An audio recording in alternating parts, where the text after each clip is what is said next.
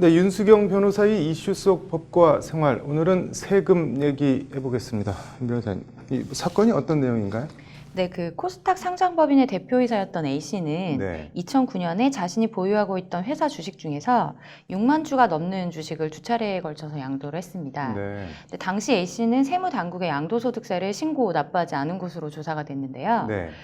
이에 세무당국은 2017년 4월에 A씨에게 등기 우편으로 2009년 귀속 양도소득세 5억 8천여만 원을 결정 고시하겠다는 내용의 통지서를 등기 우편으로 발송했습니다. 네. 문제는 이 고지서를 A씨가 직접 받지 못하면서 발생을 했는데요. 네. 2017년 5월 16일에 납세 고지서를 배달했던 집배원은 A씨 집에 아무도 없자 네. 등기 우편을 우편함에 넣고 송달보고서에 그의 누나를 수령인으로 기재했다고 합니다. 네.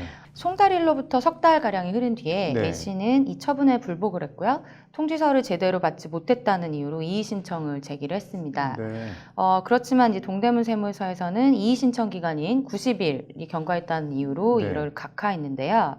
여기에 대해서 A씨는 통지서를 제대로 송달받지 못한 점 때문에 적법한 납세고지 없이 이뤄진 과세처분이기 때문에 무효라고 하면서 소송을 냈고요. 네.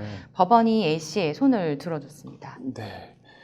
판결 내용은 좀 이따 보고, 이 보통 집에 아무도 없으면은 언제 다시 방문하겠다는 딱지를 같은 걸 붙여놓고 하는데 이 집배원은 왜 이렇게 한 건가요?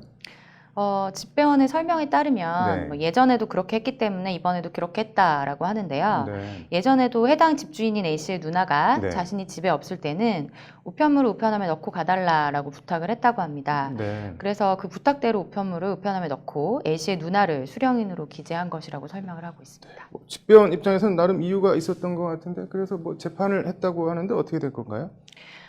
먼저 이제 관련된 법령을 보게 되면 네. 우편법 시행령에서는 등기 우편은 수취인이나 동거 가족 등의 등기 우편 수령을 확인받도록 규정을 하고 있습니다. 네. 그래서 집주인이 부탁을 했다고 하더라도 등기 우편을 우편함에 놓고 가는 것은 우편법 위반에 해당이 되는데요. 네. 이번 사건에서의 배달 방식은 이제 수취인에게 등기 우편에 이렇게 수령을 받도록 규정한 우편법 시행령에 어긋난다고 볼 수 있겠습니다. 그 뭐 판결 재판부는 어떻게 내렸나요? 네, 이 담당 재판부였던 서울행정법원 네. 행정 3단독 이길범 판사는 네. A씨가 이제 동대문 세무서를 상대로 양도소득세 부과처분을 취소해달라라고 낸 소송에서 원고 네. 승소로 판결을 했습니다. 네.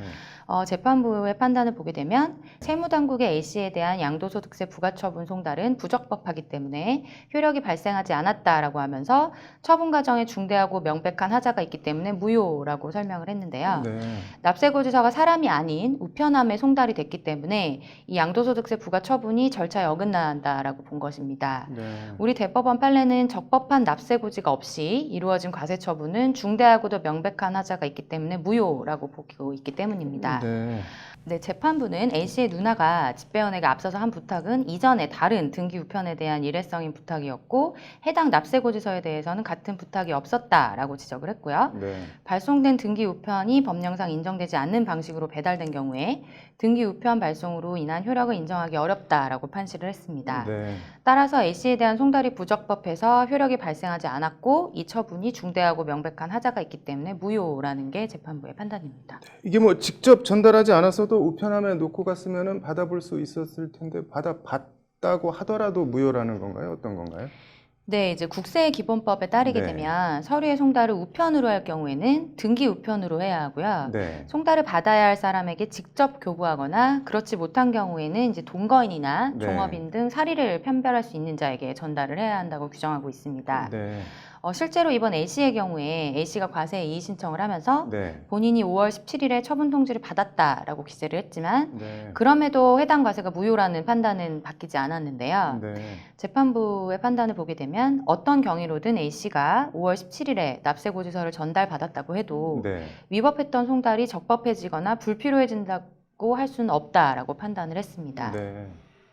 이게 뭐 그러면은 뭐 등기 우편은 우체부가 3번 찾아오고 그래도 전달 못하면 뭐 우체국에 있으니까 찾아가라 이렇게 딱지 붙여놓고 가는데 안에 있으면서 뭐 없는 척하고 네. 아예 안 받아버리면 세금 뭐 안 내도 되는 건가요? 어떤 건가요? 네, 이제 국세기본법을 보게 되면 네. 이제 서류의 송달 방법과 공시 송달에 대해서 규정을 하고 있습니다. 네. 그 요건에 따라서 적법한 송달이 되어야 하고요. 네.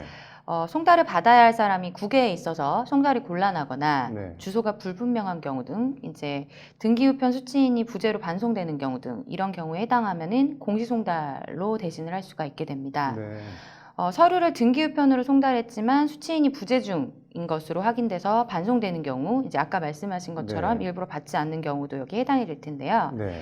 그래서 납부기한 내에 송달이 곤란하다고 인정되는 경우에는 세무공무원이 2회 이상 납세자를 직접 방문해서 서류를 교부하려고 했지만 수취인이 부재 중인 것으로 확인돼서 네. 납부기한 내에 송달이 곤란하다고 인정되는 경우에는 네. 이제 공시송달로 대신해서 세금 고지를 할 수 있게 됩니다.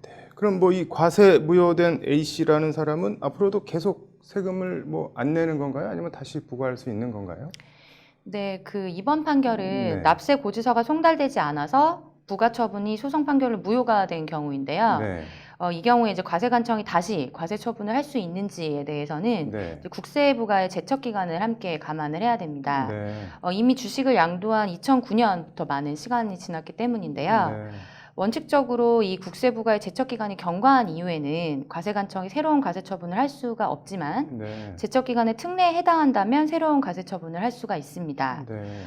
취소된 과세 처분 판결의 경우에는 이런 이제 제척 기간이 지났어도 앞서 말씀드렸던 특례를 적용해서 그 처분을 다시 할 수 있다라는 취지의 대법원 판례가 있습니다. 네. 그렇지만 취소가 아닌 이제 과세 처분 무효 판결의 경우에는 네. 이것을 적용해서 제척 기간을 연장하는 특례를 적용할 수 없다라는 취지의 기획재정부의 의견 또한 있기 때문에 네. 이번과 같은 이제 무효 판결 이후에 어떻게 과세관청이 대응을 하게 될지는 그 추이를 지켜봐야 될 것 같습니다. 뭐 기획재정부 의견에 따르면은 못 걷어갈 것 같은데 참 네. 대단한 사람이라는 생각이 들면서도 씁쓸하네요. 네. 오늘 잘 들었습니다.